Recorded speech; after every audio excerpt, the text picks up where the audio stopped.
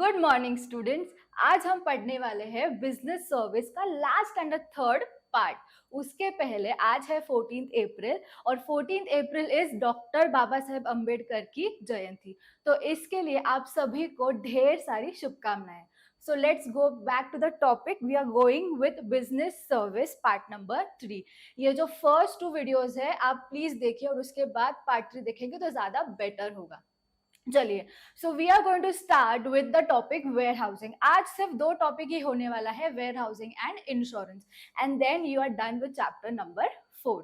So let's move ahead. अब ma'am warehousing क्या होता है, व्हाट इज वेयर हाउसिंग? हमने चैप्टर 4 के पार्ट 1 में देखा था कि वेयर हाउसिंग क्या होता है। It is basically a godown. जो हमने सुना है हमेशा जेठा जी का होता है गोडाउन। गोडाउन में क्या रखते हैं हम? गुड्स। और कौन से गुड्स? ऐसे गुड्स जो हम बिजनेस में यूज करने वाले, हमारा मेन प्रोडक्ट जो हम बेचते हैं इजी, तो वो रखा जाता है कहाँ पे? वेयर हाउस में रखा जाता है। This is my warehouse. ठीक है, वेयर हाउस। अब मैन्युफैक्चरर हो या ट्रेडर हो, मैन्युफैक्चरर ने मैन्युफैक्चर किया गुड्स और रख दिया, ट्रेडर ने गुड्स मंगाया, बाय किया एंड उसको गोडाउन में रख दिया। अच्छा, गोडाउन में रख दिया मतलब आपका ट्रांजैक्शन खत्म हो गया? नहीं। जब तक डिमांड आता नहीं है आपके प्रोडक्ट के लिए तब तक आप ये गुड्स कहाँ पर रखोगे? वेयर हाउस में रखोगे। अच्छा मैम, अगर हमने वेयर हाउस में नहीं रखा, बाहर रखा तो क्या होगा? अरे बेटा जी, बाहर रखोगे तो कैसे चलेगा? धूप के वजह से सड़ गया हो चीजें, पेरिशेबल गुड्स, या फिर पानी लग गया हो, कीड़े मकोड़े लग गए हो, अगर ऐसा कुछ सीन हो गया, अगर ऐसे कुछ प्रॉब्लम हो गई, फिर हम क्या करेंगे? तो इसलिए सेफर साइड के लिए हम क्या करते हैं, हमारा गुड्स सेफली एक जगह पे रखते हैं और उस जगह का नाम है वेयर हाउसिंग। एंड इसी को हम डिटेल में इस वीडियो में पढ़ने वाले हैं। So let's move. What is warehousing? Warehousing refers Warehousing refers to the storage of goods and consists of all those activities which are related with storage and preserving of goods. अच्छा, preserving मतलब ma'am आपको पता है butter है, चीज है, pickles है, sausage है, सॉसेजेस है, ये सारी चीजें they are kept for some time, even wines and all, ये सारी चीजें कहाँ रखी जाती है? गोडाउन में रखी जाती है फॉर अ लॉन्गर ड्यूरेशन, ताकि वो अलग सी टेस्ट आ जाए। तो तब तक इसीलिए भी आपका क्या वेयर हाउसिंग इंपॉर्टेंट होता है। अच्छा, वेयर हाउसिंग मतलब सिर्फ स्टोरेज करना नहीं, तो पैकिंग करना है, उसको अच्छे से संभाल के रखना है, ये सारी चीजें भी कहाँ पर आती है? वेयर हाउसिंग में आती है। Okay, from the time of production till the time of its consumption. I hope you have understood this. We'll move to the next slide.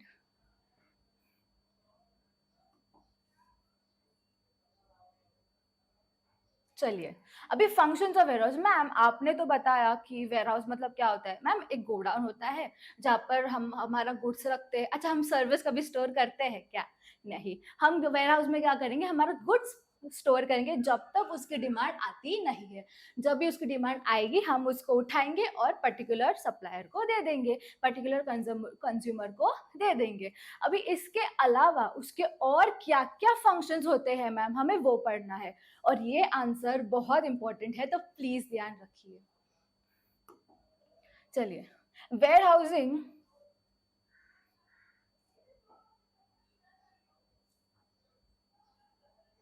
Okay, functions of warehousing का short form हमने रखा है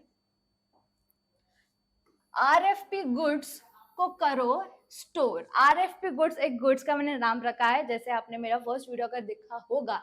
तो हमारा पढ़ने का तरीका थोड़ा सा अलग है। हम क्या करते हैं, इसको शॉर्ट फॉर्म में बनाते हैं और उसको याद रखने की कोशिश करते हैं। तो इसका short form, functions of warehouse का शॉर्ट फॉर्म क्या है? फंक्शंस ऑफ वेयर हाउस का शॉर्ट फॉर्म है आरएफपी गुड्स। एक गुड्स का नाम है, पर्टिकुलर प्रोडक्ट का नाम है। आरएफपी गुड्स को करो स्टोर, उसको अलग से गोडाउन में अच्छे से उसको स्टोर करो ताकि वो खराब ना हो। चलिए, आर से आता है रिस्क बेयरिंग। आर से आता है रिस्क बेयरिंग। रिस्क बेयर करना मतलब रिस्क को झेलना।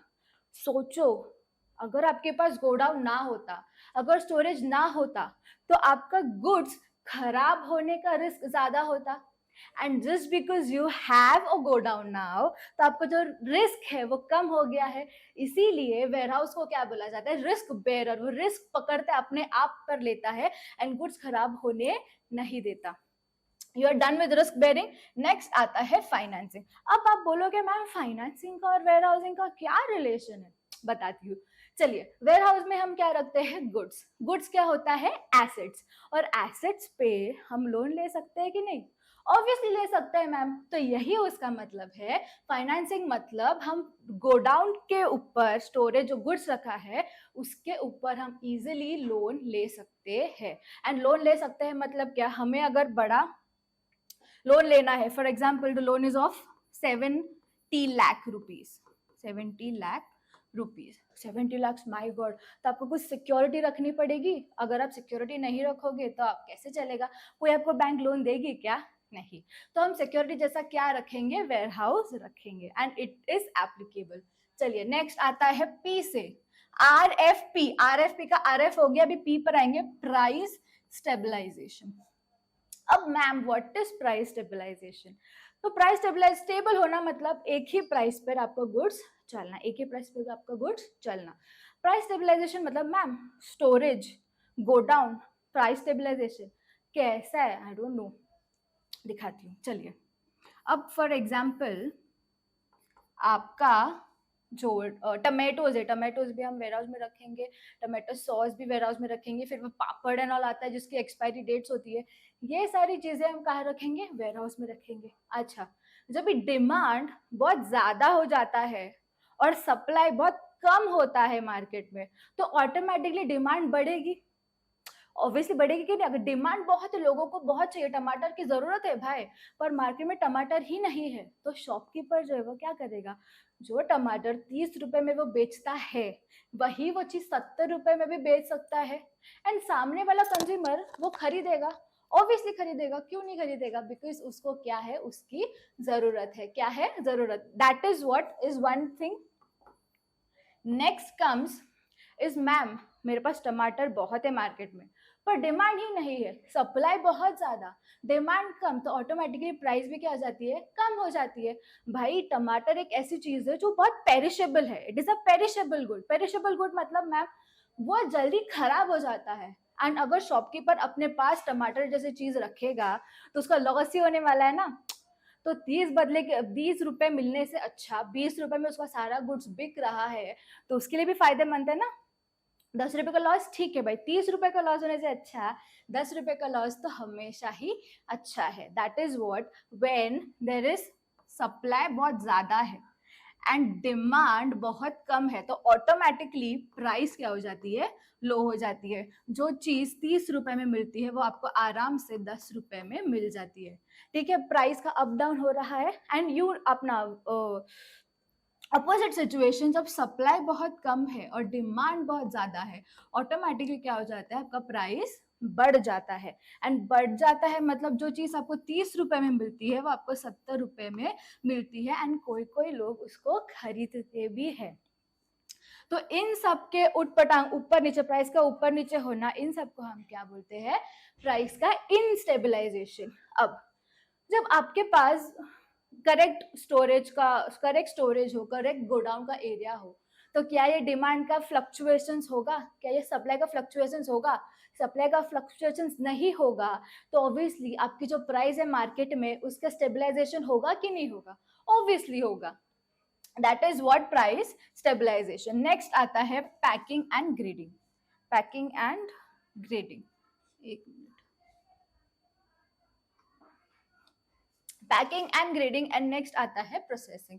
अब ma'am what is packing and grading, हमने चॉकलेट खाया है, सबने चॉकलेट खाया है, कैडबरी चॉकलेट। अच्छा, जो मेन चॉकलेट है उसके ऊपर ऐसे मस्त गोल्डन कवर होता है, उसके ऊपर मेन डेयरी मिल्क एंड उनका मार्केटिंग एड्रेस ये वो इन्फॉर्मेशन सब लिखा होता है। तो जो अंदर का है दैट इज प्राइमरी एंड जो बाहर का पर्पल कलर होता है दैट इज सेकेंडरी पैकिंग। इन सबको पैक करने के बाद एक अलग सा डब्बा होता है जो अलग अलग जगह पे डिस्ट्रीब्यूशन के लिए यूज होगा। ठीक है, तो सबको एक डब्बे में डाला जाता है। ये सारा काम कहाँ पर होता है? वेयर हाउसिंग में। तो ये और एक उनका फंक्शन, एक और एक काम क्या है? Packing and grading. नेक्स्ट आता है प्रोसेसिंग। नेक्स्ट आता है processing. Ma'am what is processing? Processing का मतलब ये होता है, अब जैसे कि गुड्स, फॉर एग्जाम्पल पिकल। अच्छा, पिकल एक ऐसा चीज है जो बनाया और झट से खाया तो इतना मजा नहीं आता, उसको थोड़ा सा मुरने के लिए थोड़ा सा टाइम लगता है। ऑल्सो वाइन, जितनी पुरानी वाइन हो उतना स्वाद अच्छा आता है, उतना सेहत के लिए बोला जाता है अच्छा होता है।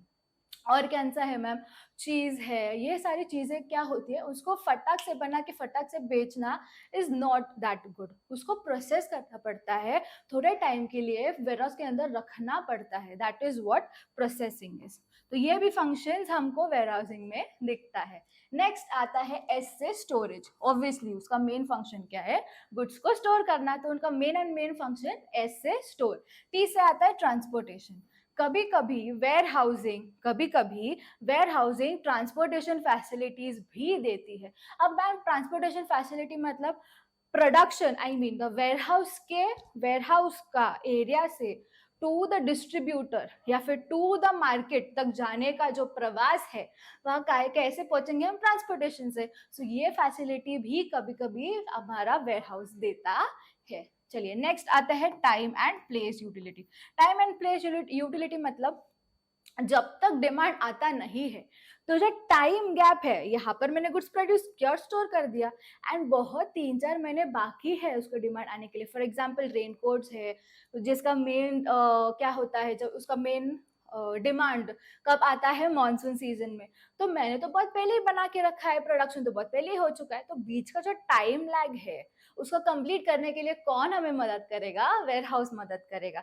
And next is the place utility. बराबर है, हम अगर गुड्स वहां पर रखेंगे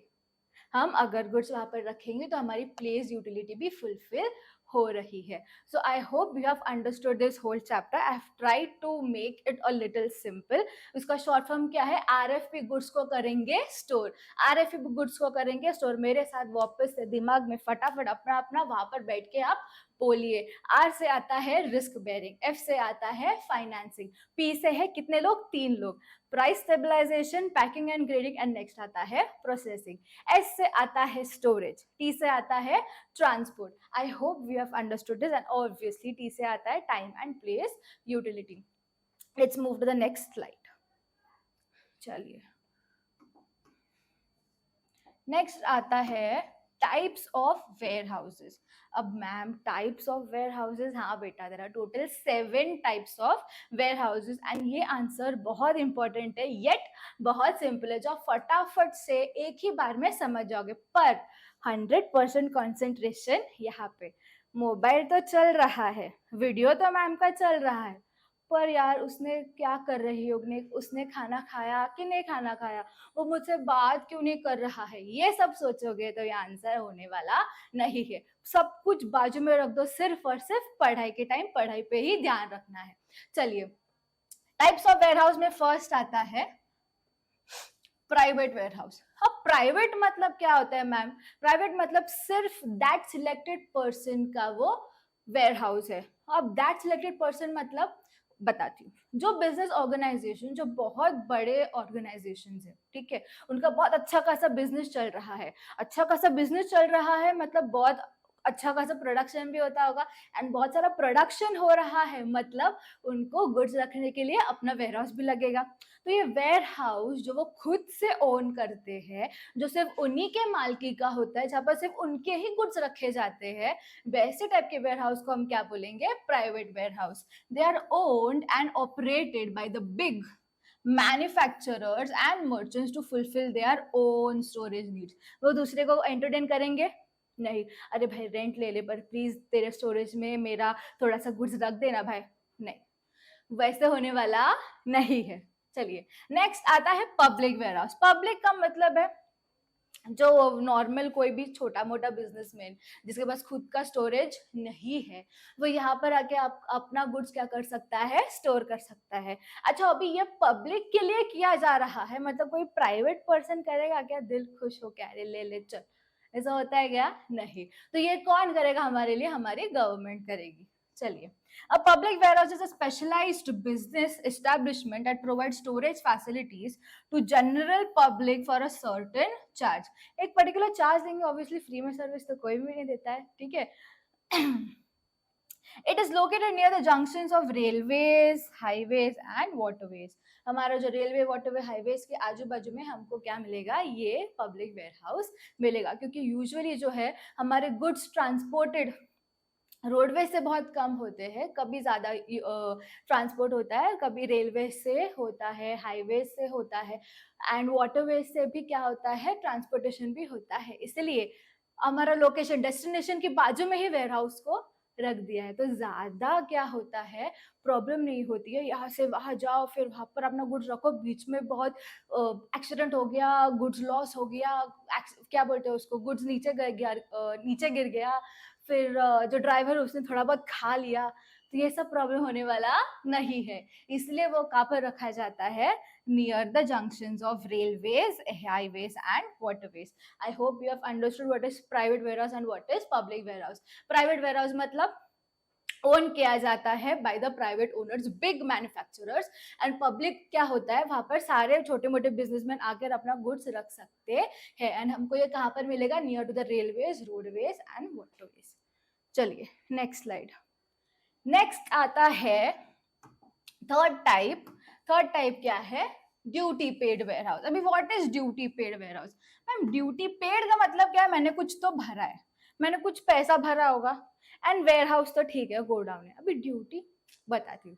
जब भी गुड्स हम क्या करते हैं, इंपोर्ट एक्सपोर्ट करते हैं, तो हमें टैक्स पे करना पड़ता है, एंड उसको बोलते हैं ड्यूटी, कस्टम ड्यूटी. अब आगे जब डिग्री में जाओगे तब आप इसके बारे में इन डिटेल पढ़ोगे. फिलहाल के लिए यहाँ पर देखेंगे, if N importer faces any problem in transportation of goods after making payment of the duty, then the goods can be stored at the duty paid warehouses. अच्छा, आप इम्पोर्टर हो. इम्पोर्टर मतलब कि आपने गुड्स क्या किया है, परचेज किया है. अपने गुड्स तो परचेज कर लिया, आपने ड्यूटी भी पे कर दी, पर आपका जो खुद का पर्सनल ट्रांसपोर्ट सर्विस है, आपका गुड का जो ड्राइवर है अब तक आया नहीं है, या फिर कोई जो फैसिलिटी है वो मिल नहीं रही है, कुछ डॉक्यूमेंटेशंस बाकी है, तो तब तक मेरा गुड्स कहाँ पर रखेगा. आपने ड्यूटी तो पे कर दिया, तो फिर आपको दर्जा तो ऊपर का मिलेगा ना, गेटिंग. तो ये है वैसे टाइप का warehouse.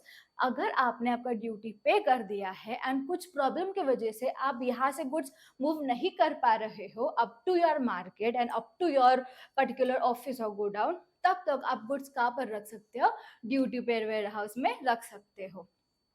All duty paid warehouses are public warehouse. These are located near the port and the dock areas. Port and dock areas मतलब जहाँ पर ships का आना जाना होता है, वो ship areas, okay, जहाँ पर ships रखी जाती है, that is which areas, the port and the dock areas. Next, okay. So next type of warehouse आता है हमारा bonded warehouse. अभी ma'am what is bonded warehouse, हमने कितना टाइप ऑफ वेयरहाउसेस किया है, टोटल 3 टाइप्स ऑफ वेयरहाउसेस किया है, public, private and duty paid. अभी फोर्थ आता है बॉन्डेड वेयरहाउस. अब ड्यूटी पेड में क्या था, आपने पेमेंट कर दिया था. बॉन्डेड क्या है, उसका उल्टा, आपने पेमेंट अब तक किया नहीं है. तो ऐसे होता है ना बचपन में कि जब तक आप आपका पेमेंट करते नहीं हो, जब तक आप पेमेंट नहीं करते हो, तब तक हम आपको यहाँ से जाने नहीं देंगे. आपको हमने 10 दिन दिया था पेमेंट करने के लिए, पर आपने अब तक पेमेंट किया नहीं है, तो आप क्या करोगे, आप यहाँ पर ही बैठो, जब तक पेमेंट आता नहीं, आप इधर से हिलने का नहीं. वो क्या होता है, बॉन्डेड वेयरहाउस होता है. चलिए, bonded warehouse are licensed by the government. They are licensed by the government to accept the imported goods for storage until they pay the custom duty. जब तक आप custom duty पे नहीं करते, तब तक आपका जो goods है वो कहाँ रखा जाएगा, bonded warehouse में रखा जाएगा. The goods are held in bond and cannot be withdrawn without the payment of custom duty. जब तक आप पे नहीं करोगे तब तक ये कोई आपको हिलने वाला नहीं है. If an importer is unable or unwilling to pay custom duty immediately after the arrival of the goods, he can store the goods in the bonded warehouse. अच्छा, आपका मन नहीं है, अच्छा आपके पास पैसा नहीं, अच्छा आपकी इच्छा नहीं है, कोई बात नहीं, जब जब भी आपकी इच्छा आएगी तब भर देना. तब तक बॉन्डेड वेयर हाउस में आपका गुड्स रख देना, हमको कोई प्रॉब्लम नहीं है। आपको नहीं भरना है ना ड्यूटी, आपको नहीं भरना है तो क्या ही कर सकते हैं, एक काम करिए बॉन्डेड वेयर हाउस में आपको गुड्स रख दीजिए, जब आपका मन होगा, जब आपके पास पैसा आएगा तभी आप क्या करो, पैसा भरो और निकल जाओ। चलिए, हाँ, by the withdraw the goods in installments by paying the customer duty proportionately. चलिए नेक्स्ट आता है ये last 3 warehouses, we are done with 4. What are the 4 warehouses? Private, public, duty paid and bonded warehouse. Private public की एक जोड़ी बोल सकती हूँ, यस. फिर बॉन्डेड और ड्यूटी पेड की एक जोड़ी बोल सकती हूँ, यस. ड्यूटी पेड क्या होता है? After custom duty. बॉन्डेड क्या होता है? Before custom duty. चलिए, अब आता है गवर्नमेंट वेयर हाउस. अच्छा, गवर्नमेंट वेयर हाउस मतलब मैम क्या डिफिकल्ट कॉन्सेप्ट है यार, my God. Government warehouse. These warehouses are owned, managed and controlled by whom? The central and the state governments or the public authorities. एक ऐसा warehouse जो कौन own करता है? आपकी central government और आपकी state government. That is which warehouse? The government warehouse. It is difficult for small farmers, businessmen, traders to own a warehouse. So these government warehouses assist matlab help them in storing their goods at a nominal charge. Nominal matlab reasonable price, ना ज्यादा महंगा ना ज्यादा सस्ता, एक affordable price पे एक charge create किया जाता है एंड वो चार्ज भर के जो स्मॉल फार्मर्स है, जो स्मॉल बिजनेसमैन है, वो गवर्नमेंट वेयर हाउस में अपना गुड स्टोर करते हैं. Next, central warehousing. Example, Corporation of India. Central Warehousing Corporation of India is an example of government warehouse. Next आता है cooperative warehouse. मैम कितना डिफिकल्ट है मैम. गवर्नमेंट मतलब जो गवर्नमेंट ओन करता है, that is government warehouse. Corporative warehouse क्या होगा? जो कॉर्पोरेट सोसाइटीज ओन करते हैं, that is corporate. They are owned, managed and controlled by cooperative societies. They mainly provide warehousing facility at most economical rates. Next and the last one is cold storage warehouse. Ma'am, what is cold storage warehouse? अच्छा, अब ice cream melted पीते हो, लस्सी गरम करके पीते हो? नहीं, आपको ठंडी ठंडी अच्छी लगती है. कोल्ड ड्रिंक, मैम ठंडी बहुत गर्मी है आजकल, मैम कोल्ड ड्रिंक चाहिए. कोल्ड ड्रिंक गरम गरम चलेगी आपको? नहीं. कोल्ड कॉफी गरम मिलेगी तो चलेगी आपको? नहीं. तो ये सारा जो प्रोडक्ट्स मैंने बोला, ये सारा प्रोडक्ट्स कहाँ पर रखा जाता है? कोल्ड स्टोरेज वेयर हाउस में रखा जाता है. एक ऐसा वेयर हाउस जहाँ पर पूरा जो वेयर हाउस है पूरा एयर कंडीशन होता है, द पर्टिकुलर टेम्परेचर पे फिक्स किया गया होता है. चलिए, this provides it provides facility for perishable commodities. Perishable मतलब ऐसी चीज जो खराब हो सकती है. अगर आपने दूध को बाहर रख दिया आफ्टर फॉर लॉन्ग टाइम, तो आफ्टर सम टाइम वो खराब हो सकता है. That is what perishable is. Like for example fruits है, फ्लावर्स है, वेजिटेबल है, डेयरी प्रोडक्ट्स है. These are refrigerated and stored until the demand comes.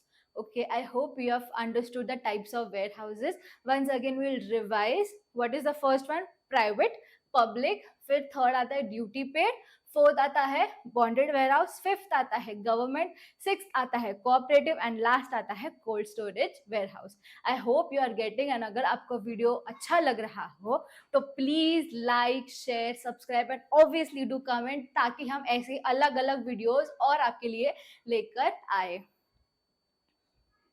चलिए, नेक्स्ट आता है, माय गॉड, हमारा अभी वेयर हाउसिंग खत्म हो चुका है. अभी we are left with only one topic and वो टॉपिक का नाम है वेयर हाउस, सॉरी, इंश्योरेंस. अभी मैम व्हाट इज इंश्योरेंस? क्या होता है? हमने इंश्योरेंस तो सुना हुआ है बट पता नहीं इंश्योरेंस क्या होता है. मैं हूँ आपको बताने के लिए. चलिए, एक बिजनेस ऑर्गेनाइजेशन, ठीक है, बिजनेस ऑर्गेनाइजेशन हो, हमारा नॉर्मल एक salaried employ, anyone for the time being, आपको इंश्योरेंस का मेन मतलब समझा रही हूँ. अगर मेरा बिजनेस है तो बिजनेस में आया गुड्स, बिजनेस पे आए एम्प्लॉइज. अगर बिजनेस है, गुड्स आया मतलब गुड्स की चोरी हो सकती है, गुड्स खराब हो सकते हैं, गुड्स का एक्सीडेंट हो गया, गुड्स पूरा नीचे जंगल में चला गया, ऐसा भी हो सकता है. हो सकता है बहुत सी ऐसी चीजें हैं जिसकी वजह से एक बिजनेसमैन को बहुत लॉस हो सकता है। फैक्ट्री में अचानक से फायर लग गई, वेयर हाउस तो है मेरे पास पर वेयर हाउस को अच्छे से मेंटेन नहीं किया, फैसिलिटीज उतनी नहीं थी, इसलिए वेयर हाउस में आग लग गई। ओ माय गॉड, अगर आग लग गई तो पूरा गुड्स मेरा जल के खाक हो गया है। एंड ये सिर्फ 1000-2000 की बात नहीं है, लाखों की बात है। अभी इसका हम क्या करेंगे? हम तो पूरे डूब गए भाई, इधर से ढप इधर आ गए, अब क्या करेंगे? इसलिए ऐसा ना हो, इसलिए प्रिवेंटिव मेजर एक होता है इंश्योरेंस लेना। क्या लेना? इंश्योरेंस लेना। अब ma'am what is insurance? Insurance एक ऐसी चीज होती है जो आपको हर महीने आप एक अमाउंट पे करते हो, ठीक है। एंड अगर आगे जाके लॉस हुआ या डैमेज हुआ तो आपको उस लॉस पे, उस डैमेज पे कंपेंसेशन मिलेगा। मतलब क्या मिलेगा मैम? नुकसान भरपाई मिलेगी। अब ये नुकसान भरपाई मतलब क्या होता है? व्हाट इज नुकसान भरपाई? चलिए फॉर एग्जाम्पल, आपको नुकसान हुआ है 5 लाख का, ठीक है, आपको नुकसान भरपाई मिल गई चलो 4 लाख की, तो 5 लाख इधर डूब गया तो नीचे, 4 लाख तो को मिला है, थोड़ा थोड़ा थोड़ा तो ऊपर आया ना, तो 1 लाख तो इजिली कवर कर लेगा ना।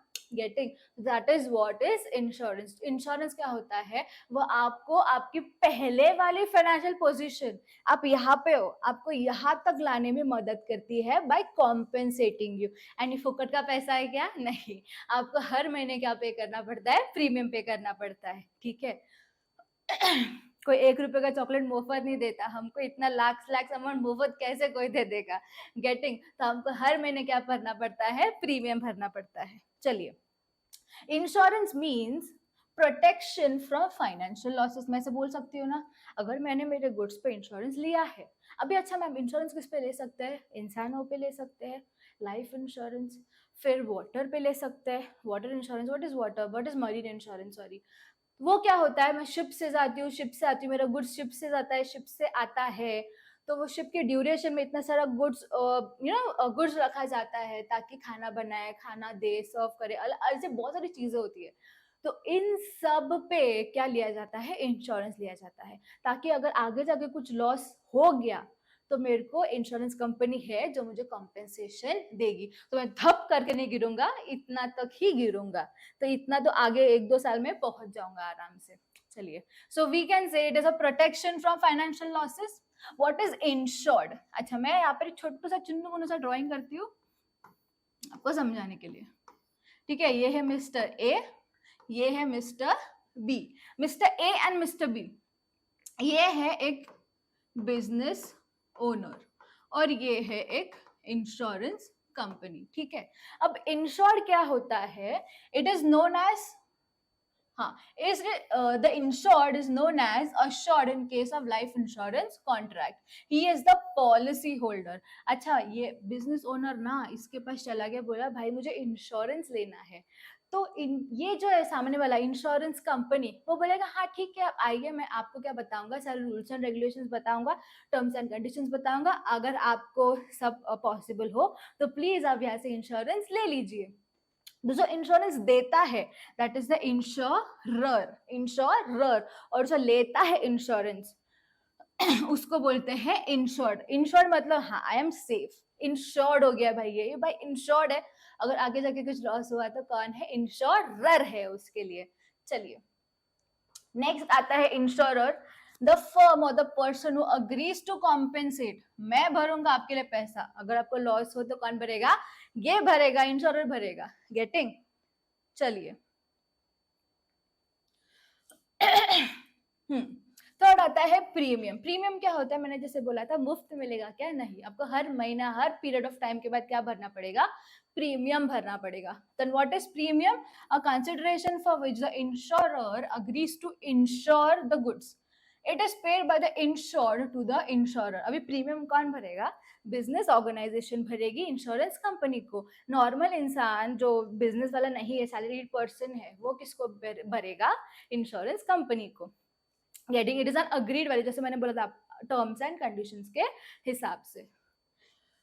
नेक्स्ट आता है policy. What is policy? The statement of contract between the insured, the statement of contract between the insured and the insurer, it is a policy. अब मैं एक दिन गई और मुंह बोले बोल दिया कि हाँ आपको हर महीने 5,000 भरना है, मैंने भी अग्री कर दिया एंड हमें उसको हर महीने 5,000 भेज रही थी। आफ्टर सम टाइम मुझे हो गया लॉस। मैंने उसको बोला भाई मेरा कॉम्पेंसेशन अभी दे मुझे, मैंने इतना टाइम देखो प्रीमियम भरा। उसने बोला कौन सा प्रीमियम, काय का प्रीमियम? अरे भाई क्या है ये, मेरे पास कुछ रिटर्न प्रूफ है क्या? मेरे पास रिटर्न प्रूफ नहीं है। तो जो भी हमारे में डीलिंग्स हुई है तो उसका एक कॉन्ट्रैक्ट बनाना पड़ेगा और उसको बोलेंगे policy, and which is very important, it proves, it is served as an evidence. ठीक है, it contains all the terms and conditions of the insurance contract. Next आता है क्लेम। क्लेम करना, भाई मुझे कॉम्पेंसेशन दे, अभी मुझे लॉस हुआ है, मैंने इतने टाइम न चुकता, विदाउट फेयर मैंने प्रीमियम भरा है, अभी मुझे क्या चाहिए, पैसा चाहिए, उसको बोलते हैं claim. It is the demand, मुझे पैसा चाहिए, made by the insured to the insurer to compensate for loss occurred due to the mishap. जो भी लॉस हुआ है, जो भी इंसिडेंस हुआ है उसके लिए मैं क्या बोलूंगी, मुझे पैसा चाहिए, मैंने इतना टाइम देखो कॉम्पेंसेशन दिया, आई मीन प्रीमियम दिया, मुझे उसका कॉम्पेंसेशन चाहिए। I hope you are getting this. Next आता है प्रपोजल। अभी what is proposal? It is a written request by the insured business owner to the insurance company to issue an insurance policy. भाई मुझे insurance policy दे दो, that is what it is a proposal. Next आता है subject matter. जिस चीज पे आप इंश्योरेंस लेते हो उस चीज को बोला जाता है सब्जेक्ट मैटर। मैंने गुड्स पे इंश्योरेंस लिया है तो गुड्स मेरे क्या बन गए, सब्जेक्ट मैटर। मैंने खुद पे इंश्योरेंस लिया है तो मैं क्या बन गई, सब्जेक्ट मैटर। ये सारी चीजें जो है जिस पे हम इंश्योरेंस लेते हैं उसको क्या बोलेंगे, subject matter. It refers to the subject or entity that is life, property, cargo, ship, etc. इस पे हम क्या लेते हैं, इंश्योरेंस लेते हैं एंड उसको क्या बोलेंगे, subject matter. I hope you have understood. Let's move to the next slide. चलिए अब आता है, मैंने तो इंश्योरेंस हम समझ गए, what is insurance. There are certain concepts which is important जो अब वापस रिवाइज करती हूँ। एक है इंश्योर्ड। इंश्योर्ड मतलब जो पॉलिसी लेता है एंड प्रीमियम हर महीने भरता है, the business owner. And next आता है इंश्योरर। इंश्योरर क्या होता है, इंश्योरेंस कंपनी जो हमें क्या देती है, पॉलिसी देती है और प्रीमियम लेती है, और वो हमें क्या देती है, a protection against the financial losses. And the business owners are against, वो सूर्य कवच होता है ना, कवच के अंदर बसा हुआ है, और ये कवच किसने लगाया है, इंश्योरेंस कंपनीज ने लगाया है। अभी इंश्योरेंस कंपनीज के कुछ प्रिंसिपल्स होते हैं। अब वो प्रिंसिपल्स हम एक एक करके पढ़ेंगे कि इंश्योरेंस कंपनी को क्या हमेशा ध्यान रखना है, किस रूल्स एंड रेगुलेशंस को हमेशा फॉलो करना है। चलिए फर्स्ट आता है अटमोस्ट गुड फेथ। फर्स्ट आता है utmost good faith. Utmost good faith का बहुत अच्छा एग्जांपल है कि you should be honest. You should be honest. आपने आपका इंफॉर्मेशन, भले आप बिजनेस ऑर्गेनाइजेशन हो, इंसान हो नॉर्मल जिसको लाइफ पे इंश्योरेंस लेना है, किसी रिलेटिव पे whatever the reason is insurance लेना है, या आप एक इंश्योरेंस कंपनी हो, दोनों को ऑनेस्ट रहना है। जैसे हर लोग हमेशा एक दूसरे पे ऑनेस्ट रहते हैं, वैसा ही हमें क्या होना है, ऑनेस्ट होना है। जो भी इंफॉर्मेशन है सारा का सारा करेक्टली देना है, क्लियरली देना है, विदाउट एनी फॉल्स इंफॉर्मेशन या फिर विदाउट एनी मिस स्टेटमेंट्स कि भाई मैंने थोड़ा गलत बोल दिया, मैं झूठ बोल दिया, क्या ही फर्क पड़ता है, वो थोड़ी ना मेरे बाद आने वाला है, मेरे पीछे पीछे आने वाला है मेरा चेक करने के लिए, what is the history etcetera. तो ऐसा होता नहीं है। You should be honest to your insurer, insured etcetera. चलिए यहाँ पर यही बोला है, the insurer and the insured must disclose. Disclose मतलब बताना, बताना। Disclose all the material facts. Material मतलब ऐसे फैक्ट्स जो इंपॉर्टेंट है एक ट्रांजैक्शन होने से पहले, पॉलिसी लेने से पहले आपको लगता है मुझे ये इंफॉर्मेशन देना जरूरी है तो मैं ये इंफॉर्मेशन उसको दूंगा। फॉर एग्जाम्पल आपको कोई हेल्थ डिजीज है या फिर अगर आपको एंजाइटी डिजीज है, ऐसे सब डिजीज है, तो आपको ये फुल क्लियरली डिस्क्लोज करना पड़ेगा। ओके, कंप्लीटली करेक्टली, ये सी क्यूब है, क्लियरली कंप्लीटली करेक्टली। क्लियरली बताओ, पूरा बताओ, क्लियरली बताओ, करेक्ट बताओ, कुछ भी गलत चीजें यहाँ पर नहीं चाहिए। और ये सिर्फ एक साइड से होना चाहिए क्या? नहीं, दोनों साइड से होना चाहिए। चलिए नेक्स्ट। नेक्स्ट आता है इंश्योरेबल इंटरेस्ट। इंश्योरेबल इंटरेस्ट मतलब जो भी आपका सब्जेक्ट मैटर है उसमें आपका फाइनेंशियल इंटरेस्ट होना बहुत जरूरी है। What is interest ma'am? अच्छा, मैंने एक गुड पे पर्टिकुलर एसी पे मैंने क्या लिया है, इंश्योरेंस तो ले लिया है, पर वो मैं यूज ही नहीं करती, वैसे ही पड़ा हुआ है। एंड कुछ हो गया आगे जाके, वहां पर उस गोडाउन में पर्टिकुलर ऑफिस में आग लग गई, उस पर्टिकुलर रूम में जहाँ एसी रखा था आग लगी, और मैं पहली लाइन में आ गई कि भाई मुझे कॉम्पेंसेशन दो। ऐसे चलेगा नहीं, आपको उस पर्टिकुलर सब्जेक्ट मैटर में इंश्योरेबल इंटरेस्ट होना मांगता। The insured must have insurable interest in the subject matter of the insurance. Insurable interest is applicable to all insurance contracts. It is said to have insurable interest in the subject matter when the existence of that subject matter puts the interest in financial benefit. Next, indemnity. Indemnity का मतलब क्या होता है? Guarantee देना। क्या देना? Guarantee देना। तू फिकर मत कर, मैं हूँ, इसको क्या बोलते हैं? गारंटी। उसने नहीं दिया ना, ठीक है, अब मेरे से ले लो पैसा, उसको क्या बोलते हैं? गारंटी देना। तो इंश्योरेंस कंपनी भी हर एक इंश्योर्ड को क्या करती है? इंडेमनिफाई करती है, गारंटी देती है कि अगर आपको कोई लॉस होता है, अगर आपको कोई डैमेज होता है, तो we are here to give you compensation. That is called guarantee देना, इंडेमनिटी देना, जो हर इंश्योरेंस कंपनी को देना चाहिए। तो we are done with 3 principles. First is utmost good faith, सब कुछ सच बताना चाहिए, क्लियरली बताना चाहिए और करेक्टली बताना चाहिए, कुछ झूठ बोलना नहीं चाहिए, कुछ छोड़ भी नहीं देना चाहिए, जो इंपॉर्टेंट आपको लगता हो वो बताना चाहिए। नेक्स्ट आता है इंश्योरेबल इंटरेस्ट। आप जिस भी सब्जेक्ट मैटर पे इंश्योरेंस लेते हो उस पर क्या होना चाहिए? आपका इंटरेस्ट होना चाहिए। एंड थर्ड आता है इंडेमनिटी देना, मतलब गारंटी देना। Let's move to the next slide. चलिए,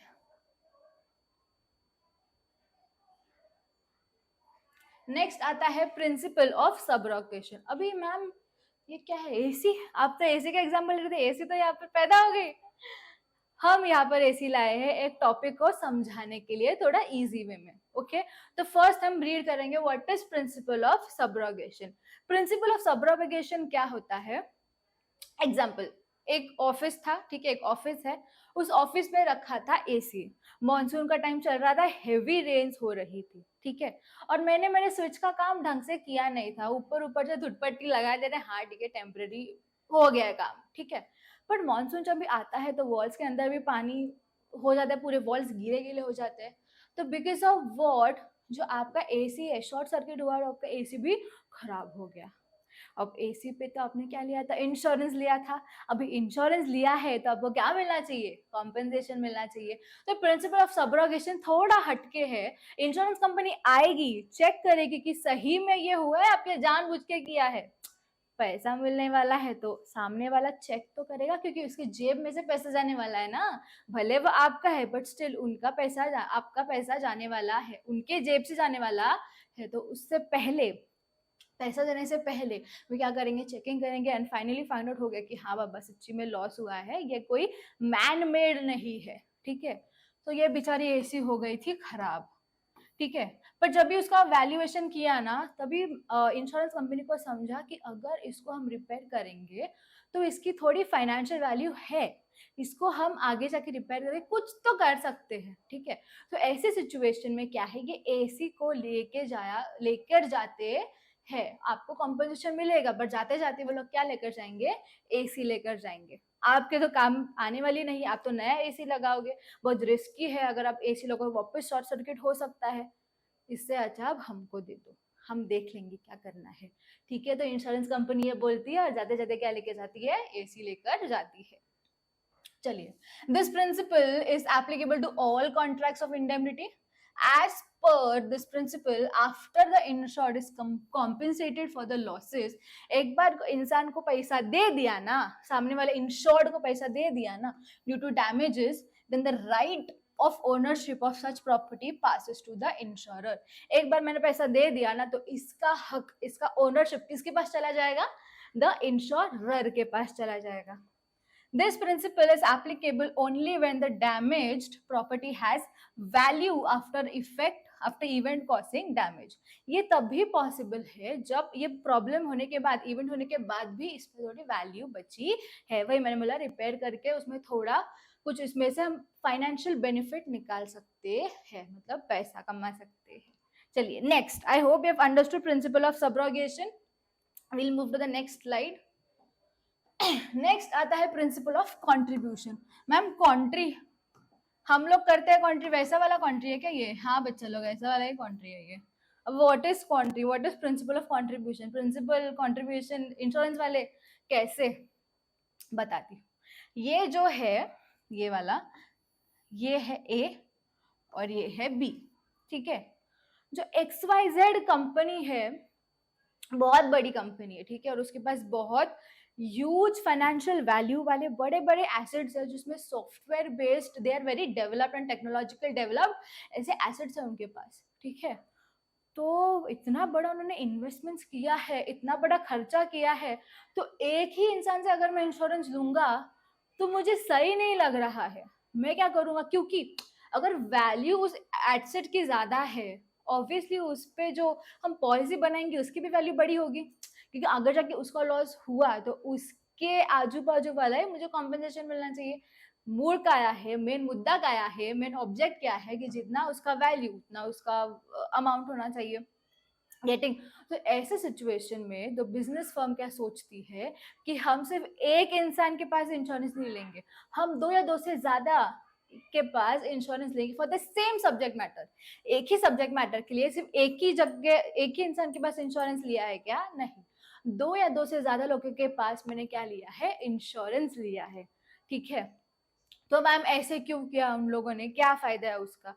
क्योंकि वो एसेट की वैल्यू बड़ी है, टेक्नोलॉजिकल डेवलपमेंट उसका कंप्लीटली, आई मीन कंपेरेटिवली ज्यादा है. तो मैम अगर लॉस होगा तो फिर कौन पैसा देगा? ए देगी, बी देगी, दोनों देंगे, कैसा होगा? तो it depends upon the terms of agreement, depends upon the terms of agreement. अभी के लिए हम समझते हैं ए और बी आर इक्वल, ए और बी आर इक्वल, मतलब चलिए नेक्स्ट आता है principle of contribution. Ma'am contribution और प्रिंसिपल ऑफ इंश्योरेंस क्या रिलेशन है? आई डोंट अंडरस्टैंड, क्या है, बताती हूँ. अब जब एक एसेट है जो बहुत फाइनेंशियली एंड बहुत टेक्नोलॉजिकली डेवलप्ड है, बहुत एडवांस्ड है, ऐसे एसेट के लिए यूजुअली नॉर्मली कोई एक ही इंश्योरेंस कंपनी से इंश्योरेंस लिया नहीं जाता है, एक से ज्यादा इंश्योरेंस दिया जाता है for the same subject matter. Ma'am AC, I mean that particular financial asset, एक ही एसेट है, उस पे ही 2 या 2 से ज्यादा इंश्योरेंस लिया जाता है, उसको बोलते हैं प्रिंसिपल ऑफ कंट्रीब्यूशन. मैम ये तो ठीक है, हमारा तो डबल खर्चा हो रहा है ना, तो वैसे उसकी वैल्यू भी तो है उस एसेट की. चलिए अब आगे जाके मैम जब लॉस होगा तो कौन मुझे पैसा देगा? ए देगी, बी देगी, ए बी दोनों देंगे, कैसा होगा सिचुएशन? तो it depends upon the terms of agreement, the terms of contract. Okay, so for example जैसे मैंने यहाँ पर लिखा है लॉस इज ऑफ ₹60,000, तो हम कैसे करेंगे? It will be done proportionately, या फिर जो कॉन्ट्रैक्ट बेसिस पे होगा वो, अगर कॉन्ट्रैक्ट में लिखा गया है कि दोनों भी इक्वली क्या है, इक्वली पैसा देंगे, मतलब ए जो है 30,000 देगा एंड बी जो है 30,000 देगा. या फिर ऐसे हो सकता है ए अभी के लिए पूरा 60,000 दे देगा, नेक्स्ट टाइम बी पूरा लॉस दे देगा. It depends upon the terms of contract. अगर कुछ नहीं है तो ऑब्वियसली हम क्या करेंगे? प्रोपोर्शनेट बेसिस पे ले लेंगे.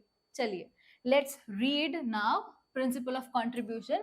This is applicable to all the contracts of indemnity where the insured has taken out more than one policy for the same risk or the same subject matter. एक ही subject matter है, एक ही type of risk है, उस पर 2 या 2 से ज्यादा insurance लिया है. बड़ा कंपनी है रे ये, बड़े माल लोग है ये लोग. Under this principle, the insured can claim the compensation only to the extent of actual loss, either of one insurer or all the insurer. एक ही से लेंगे, जैसे मैंने बोला था, एक पूरा देगा या फिर दोनों मिलके देंगे. If one insurer pays full compensation, then that insurer can claim proportionate amount from the other insurer from whom the insured has taken the policy. यहाँ पर ये बता रहा है, फिलहाल के लिए ए ने तो क्या 60,000 दे दिया, तो अग्रीमेंट में तो बोला था कि हम इक्वल करेंगे, इक्वल पैसा देंगे ना. तो हम अभी क्या करेंगे, ए ने मुझे उस फर्म को 60,000 तो दे दिया लॉस का कॉम्पेंसेशन. उसके बाद वो बी को क्या बोलेगा, मुझे 30,000 रुपया दे, तेरा प्रोपोर्शनल पैसा दे. This is what this means. ये लास्ट वर्ड, ये जो लास्ट लाइन है, इसका मीनिंग ये है. I hope you have understood. We will move to the next slide.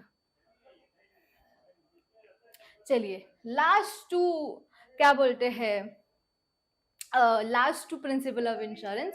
First आता है mitigation of losses and the last one is principle of causa proxima. Causa proxima, हाँ, it is a very interesting concept. हम यहाँ पर picture भी देख रहे हैं.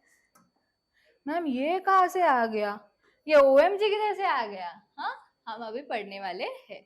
चलो, मिटिगेशन ऑफ लॉसेस. मेरी फैक्ट्री है, ठीक है, वहां पर आग लग रही है, मैं देख रही हूँ. अरे मैम पानी डालो, आग बढ़ रही है. बढ़ने दो आग, आराम से, कोई टेंशन नहीं, इंश्योरेंस है अपने पास, आराम से, और लो, और पेट्रोल डालो रे, और घी डालो. ऐसा होना नहीं मांगता. मेरा ये प्रिंसिपल का यही मतलब है, you should try to minimise the losses. भले आपके पास क्या है, इंश्योरेंस है, स्टिल आपका एक क्या बनता है, एक रिस्पॉन्सिबिलिटी बनती है कि आप मिनिमाइज करें उस लॉसेस को. जितना हो सके आपको क्या करना चाहिए, पानी डालना चाहिए, या जो फायर एक्सटिंग्विशर्स होते हैं वो सब यूज करना चाहिए, और फायर को बुझाना चाहिए. ठीक है, अगर कोई सड़ रहा है चीज, तो उसको एटलीस्ट उस सड़े हुए पार्ट को निकाले ताकि बचा हुआ चीज अच्छा रहे. You should do all these thing, you should try to minimise the losses. And ये प्रिंसिपल है mitigation of losses. Principle of mitigation of losses. Insured must always try to minimize the loss of the property in case of uncertain event. पता नहीं तो अचानक से आग लग गई तो क्या करेंगे? You should try to minimize the losses and must take all possible measures and necessary steps to control and reduce the losses. ठीक है, hence it is the responsibility of the insured to protect the property and avoid the losses. उसकी जिम्मेदारी होती है, you should try to minimize the losses and save your property. चलो, next आता है last one, principal of causa Proxima. Principal of causa Proxima. चलिए, अब यहाँ पर आपको दो चीजें दिख रहे हैं. यहाँ पर है ओ माय गॉड, और यहाँ पर एक टूटी फूटी सी बिल्डिंग, और यहाँ पर हेवी रेन्स है. आपको शायद क्लियर नहीं होगा, मैं बना देती हूँ.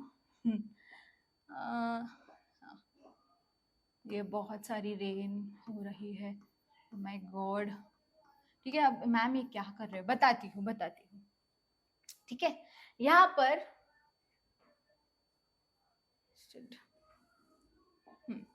सी, यहाँ पे when the losses is caused by more than one causes. यहाँ पे अगर आपने ओ माय गॉड देखी होगी तो उसमें क्या था, ये जो कांजी लालजी मेहता है, I don't remember, I am not sure, but जो मेहता जी है उनका होता है एक स्टोर.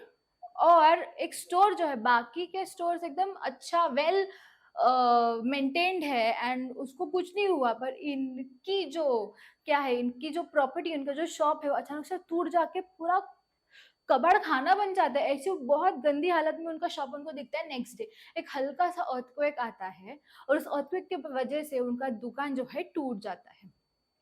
इंश्योरेंस कंपनी वाले बोलते हैं this is act of God. Act of God मतलब ये दे भगवान ने कराया हुआ है, क्योंकि बाकी के लोगों का शॉप क्यों नहीं गिरा, आपका शॉप क्यों गिरा, ये एक्ट ऑफ गॉड है. इंश्योरेंस कंपनी वाले आपको पैसा देंगे नहीं.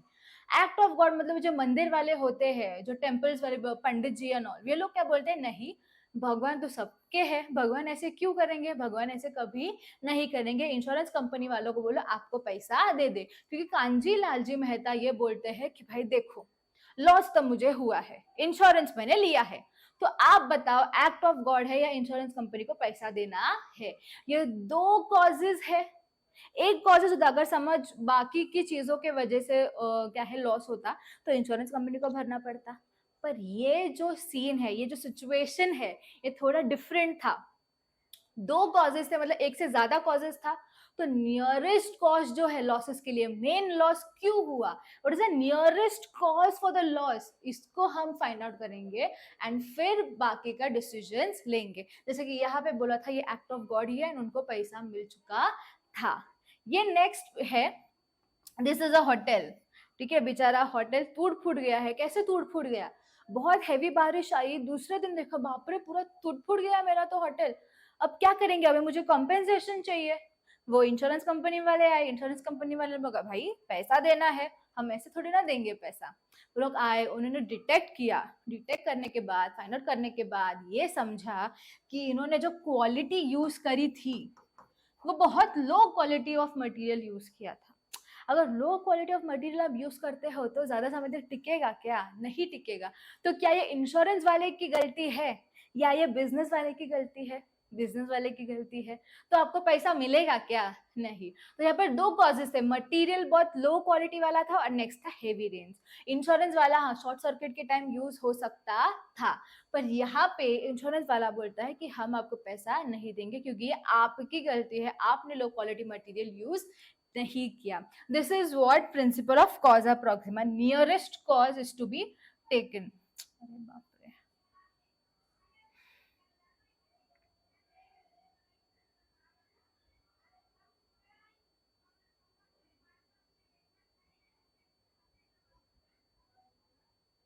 चलिए nearest cause, हाँ, when the loss is caused,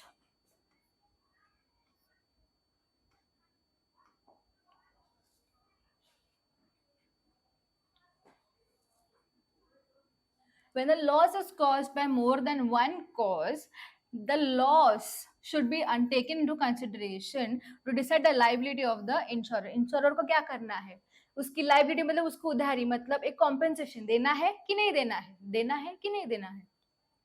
The property is insured against some causes and not against all the causes. In such cases, the proximate cause, the nearest cause देखा जाएगा और उसके ऊपर decisions लिया जाएगा.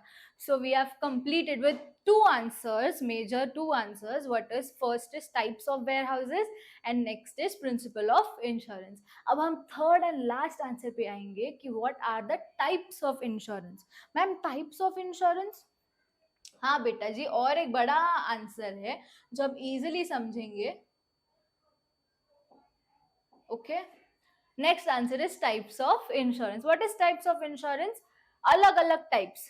There are three types of insurance. First is the life insurance. Life insurance जो हम किस पर लेते हैं, हमारे लाइफ पर लेते हैं। नेक्स्ट आता है which insurance ma'am? Marine insurance. And last आता है फायर इंश्योरेंस। मरीन इंश्योरेंस मतलब हम वाटरवेज से जाते हैं, यूजुअली द शिप्स।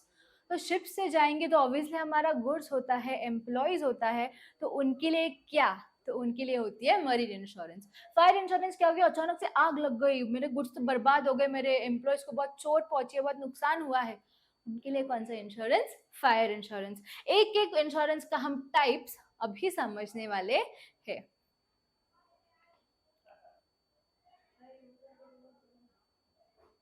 चलिए, नेक्स्ट आता है, first is life insurance policies. Life insurance policies के ये टाइप्स है। कौन से है ये टाइप्स? हम सभी ने सुना होगा LIC, बचपन से सुनते आ रहे हैं, जीवन के साथ भी जीवन के बाद भी। इसी को सॉरी, इसी स्लोगन को मैंने यूज करके एक आंसर बनाया है, जिस आंसर का नाम है types of life insurance policies, और ये हम एक एक करके समझने वाले हैं। चलिए, L से आता है लाइफ। L से आता है, L से आता है लाइफ। लाइफ मतलब whole life policy. Whole life, whole life मतलब your whole life is insured. Your whole life is insured मतलब क्या है, आप सिर्फ पैसा भरते जाओ आपके मरने तक, मतलब खुद ऐसा हो ना, जब तक आप कि वो डेथ आती नहीं है, आप तब तक पैसा भरते हो एंड एक बार आपकी डेथ हो गई तो ये पूरा पैसा किसको मिलता है? आपके लीगल रिप्रेजेंटेटिव को। मतलब मेरे मरने के बाद मेरे पेरेंट्स को मिलेगा पैसा। ऐसे द लीगल रिप्रेजेंटेटिव, उनको क्या मिलेगा? ये पॉलिसी का पैसा मिलेगा। इस पॉलिसी को बोलते हैं whole life policy. Whole life is insured. Okay, next आता है आई से इंश्योरेंस। इंश्योरेंस क्यों लिखा है अलग से? बिकॉज तीनों भी चीजों में मैंने क्या है, मतलब तीनों भी इंश्योरेंस लिखा हुआ है, इसलिए इसको अलग आई में हमने डाला है। First is endowment policies. First is endowment policies. Endowment policy क्या होती है? एंडाउनमेंट इंश्योरेंस पॉलिसी क्या होती है? एक स्पेसिफिक पीरियड के लिए आप क्या लेते हो? इंश्योरेंस लेते हो। फॉर एग्जाम्पल आपकी एज है 40 ईयर्स की। कितने ईयर्स की? 40 ईयर्स की। आपने लिया है insurance for 10 years. Suppose 10 years के लिए आपने इंश्योरेंस लिया है। आप इंश्योरेंस भर रहे हो, भर रहे हो, भर रहे हो। आप हो गए 45 ईयर्स के और अचानक से आप एक डिजीज की वजह से अनफॉर्चुनेटली यू डाई। ठीक है, तो आपका ये जो पैसा, ये तो 10 साल का था मैम। अभी मेरा जो क्या बोलते हैं उसको, जो पॉलिसी है वो तो 10 साल की है, पर 5 साल के बाद ही डेथ हो गई। अब क्या?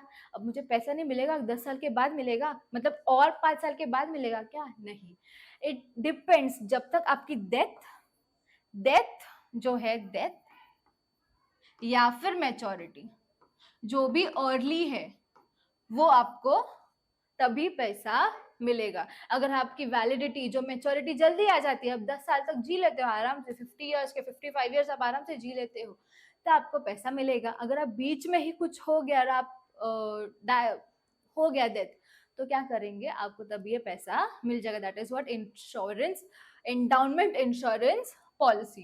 नेक्स्ट आता है term insurance policy. Term insurance policy is similar to the endowment insurance policy. अब ma'am what is term insurance policies? ये ऐसी पॉलिसी है, एक ऐसा इंश्योरेंस है जो स्पेसिफिक पीरियड के लिए लिया जाता है।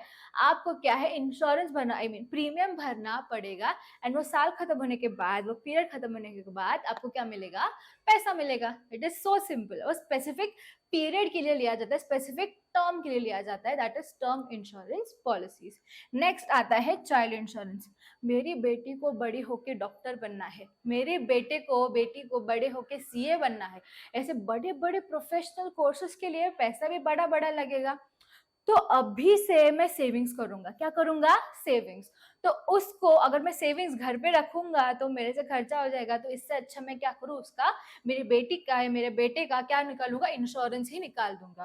What is that insurance? Child insurance. जब भी आपकी बेटी, जब भी आपका बेटा बड़ा होगा, तो एजुकेशन पर्पज के लिए, फ्यूचर एजुकेशन के लिए ये पैसा यूज होगा। That is child insurance. जब भी आप छोटे हो, छोटेपन से ही आपके मॉम डैड, आपके पेरेंट्स जो है इंश्योरेंस करना चालू कर देते हैं for your future. That is child insurance. Next आता है एन्युटी पॉलिसी। नेक्स्ट आता है एन्युटी पॉलिसी। मैम एन्युटी मतलब, चलिए अभी मुझे इंश्योरेंस लेना है एन्युटी पॉलिसी का। ये पॉलिसी थोड़ा डिफरेंट है। इसमें क्या है? आपको फर्स्ट ही टाइम पे लमसम अमाउंट पे कर देना है। ठीक है, या तो अगर आप एक साथ नहीं पे कर पा रहे हो तो क्या करेंगे? इंस्टॉलमेंट्स पे आप मुझे पैसा दो। For example the amount is 10 lakhs। ठीक है, तो 2 lakhs, 2 lakhs, 2 lakhs, 2 lakhs, 2 lakhs, ऐसे 5-5 करके आपने पैसा मुझे दे दिया। अब क्या करेंगे ना, आफ्टर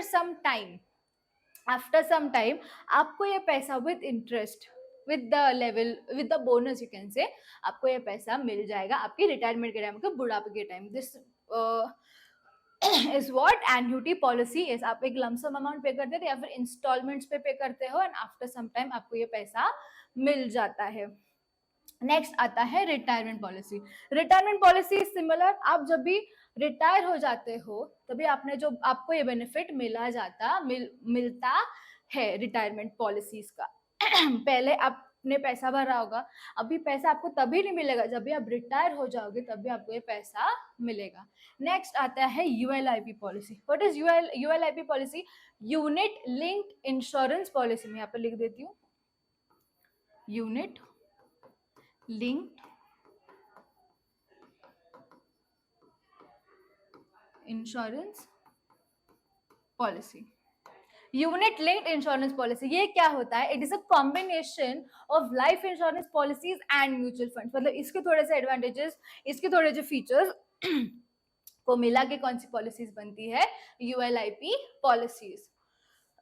जिंदगी, ये फुल वर्ड है, पूरी जिंदगी, मेरा पूरा जिंदगी जो है, मेरी पूरी लाइफ जो है वो इंश्योरेंस पे है, इसलिए मैंने ये रिमेनिंग फैक्टर्स को किस में डाल दिया है? जिंदगी में डाल दिया है।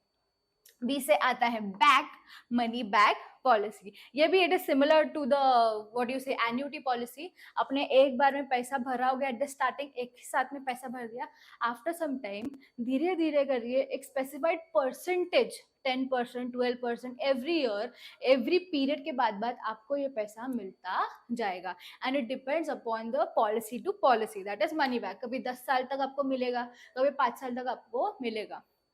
गेटिंग, ये भी बहुत बेनिफिशियल होता है। एक ही बार पैसा भर दो, कुछ टाइम बाद आपको ये सर्टेन स्पेसिफाइड सम 10%, 10%, 10% एवरी टाइम आपको 10-10 तक का पैसा ये रिटर्न किया जाएगा। That is money back policy. I hope you have understood the types of life insurance policies. हम इसको वापस से दोहराएंगे। LIC, जीवन के साथ भी जीवन के बाद भी। LIC, जीवन के साथ भी जीवन के बाद भी।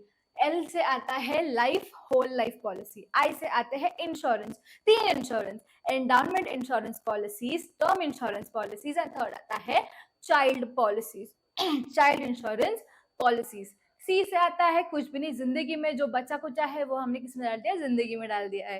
दैट इज एन्युटी, साल भर का, रिटायरमेंट, बूढ़ेपन का, ULIP, the unit linked insurance policies. And B से आता है back, money back policies. Let's move to the next slide.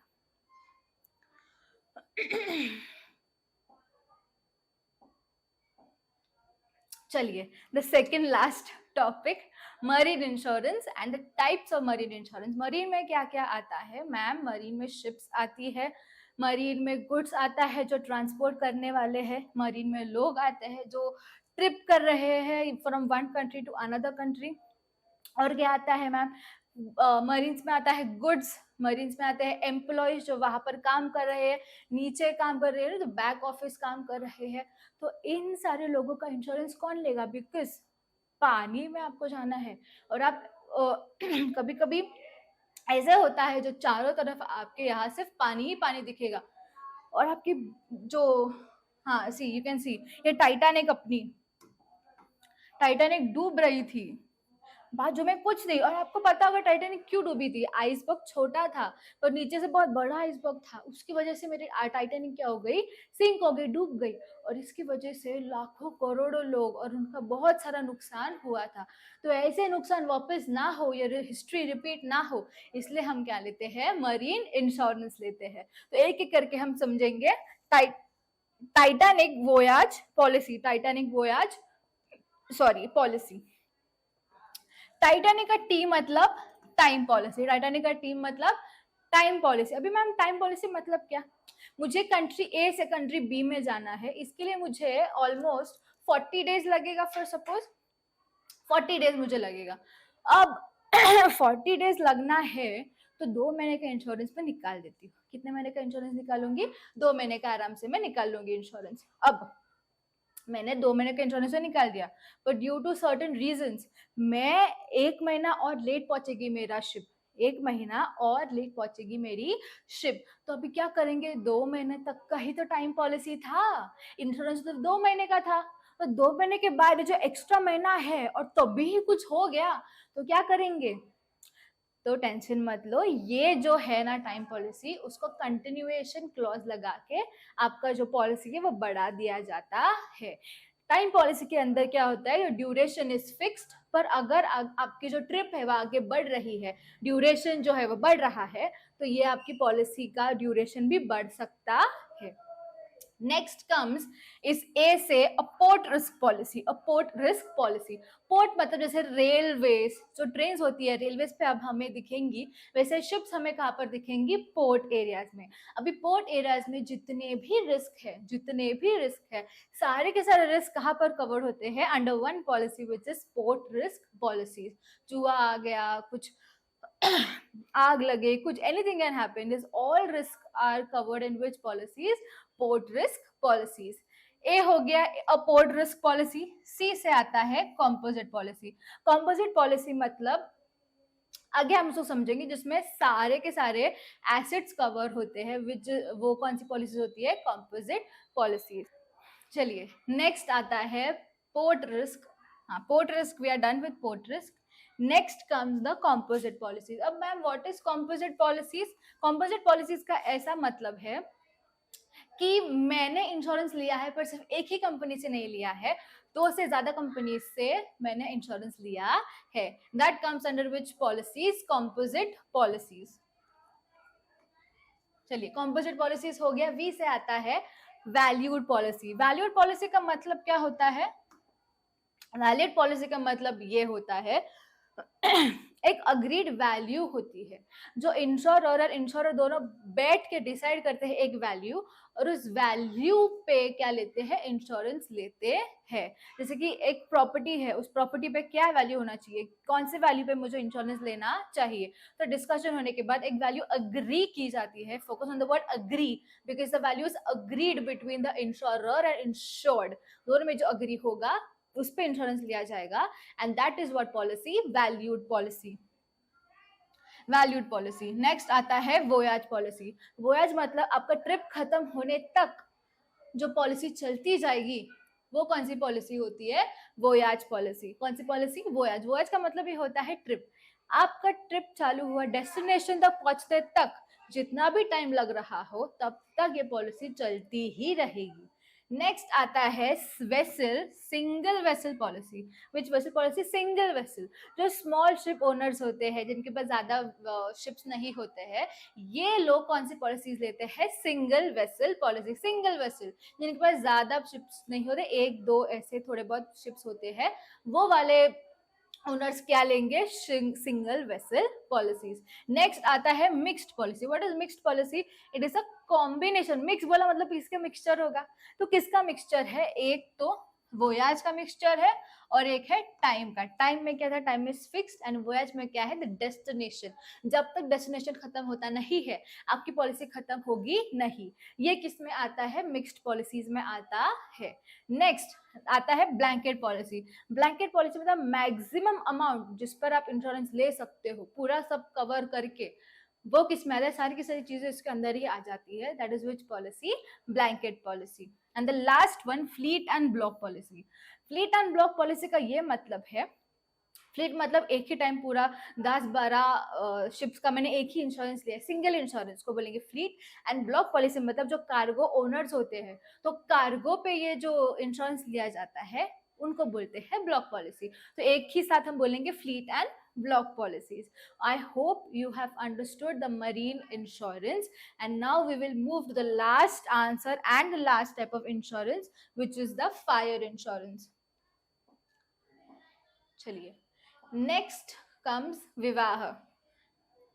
अगर आपने एक चीज देखी होगी, लाइफ में मैंने यूज किया था LIC, जिंदगी के साथ भी जिंदगी के बाद भी, आपने सुना हुआ है LIC।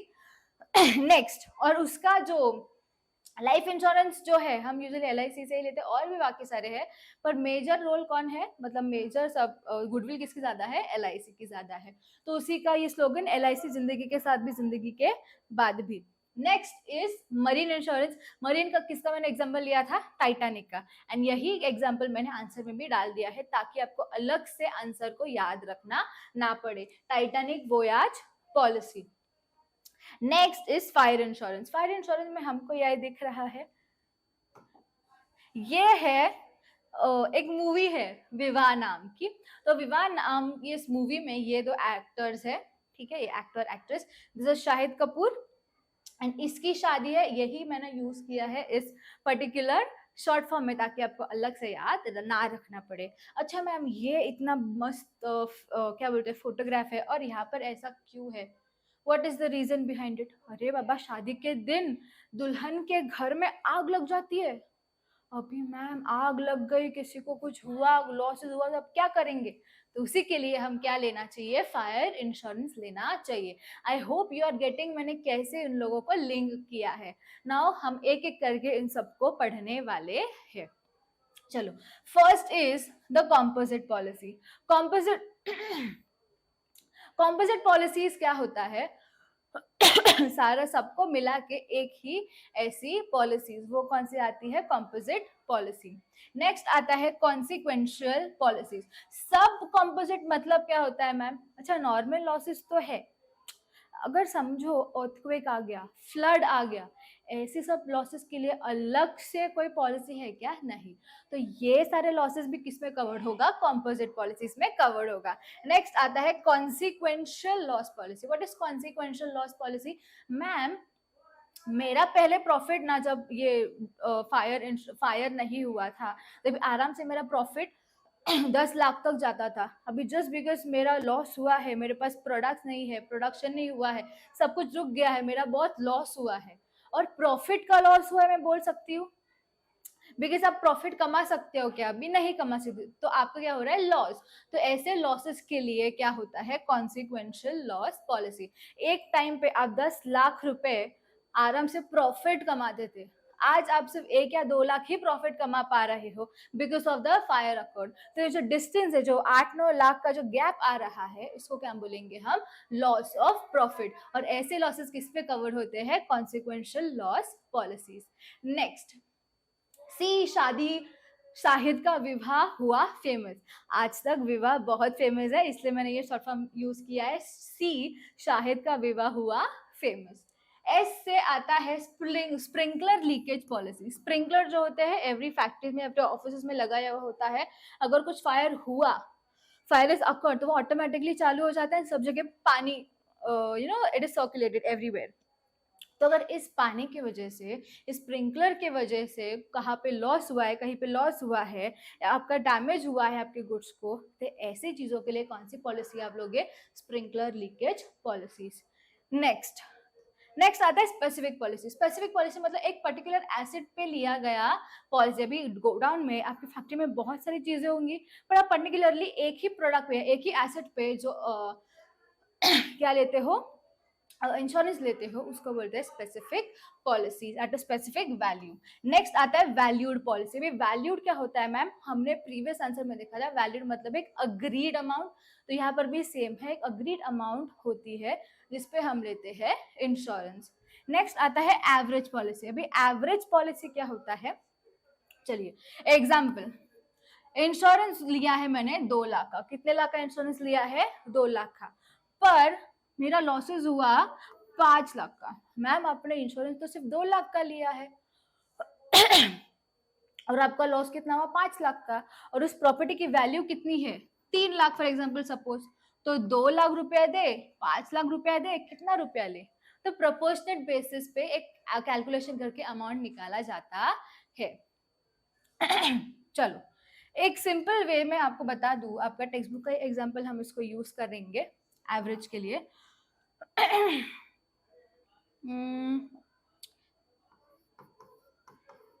ये 50,000,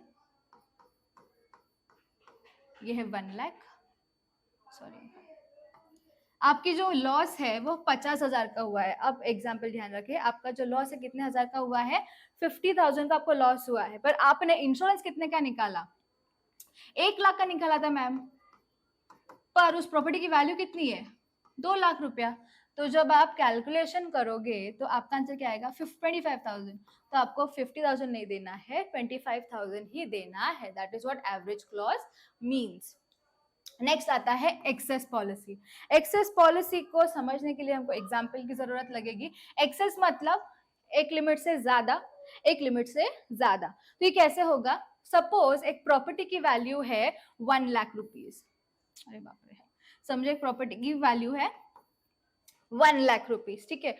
और उसके मार्केट वैल्यू कम से कम कितनी होगी? 80,000 तक होगी कम से कम वैल्यू। और 1 लाख से ज्यादा बढ़ेगी क्या? ऑब्वियसली बढ़ सकते हैं, मार्केट वैल्यू है भाई। पर 80,000 के नीचे कभी जाएगी नहीं, और 1,20,000 के ऊपर कभी जाएगी नहीं। 80 के नीचे नहीं जाएगा, 120 के ऊपर नहीं जाएगा। तो ये जो, बाप रे,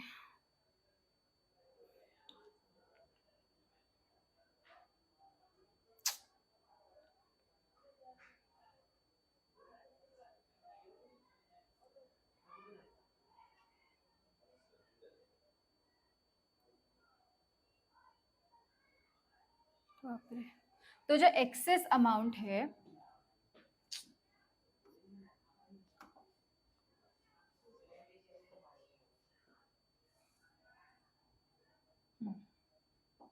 तो ये जो एक्सेस अमाउंट है, जैसे मैंने बताया था, sorry for the interruption, 1 lakh की वैल्यू थी, 80,000 के नीचे कभी जाएगा नहीं वो वैल्यू, और 120 के ऊपर कभी जाएगी नहीं वो वैल्यू।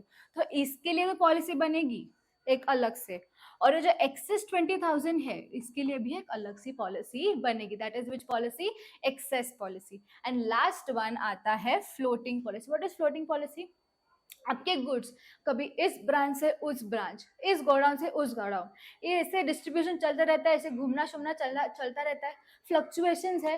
तो इस फ्लक्चुएशंस को मेंटेन करने के लिए, कैलकुलेट करने के लिए थोड़ी सी डिफिकल्टीज हो जाती है कि भाई क्या वैल्यू होगी उस चीज की, यहाँ पर मार्केट वैल्यू अलग है, यहाँ पर मार्केट वैल्यू अलग है। तो इसको ओवरकम करने के लिए एक पॉलिसी लाई गई which is floating policy. I hope you have understood all the answers. अगर आपको अच्छा लगा हो वीडियो तो like, share, subscribe and obviously comment. Thank you.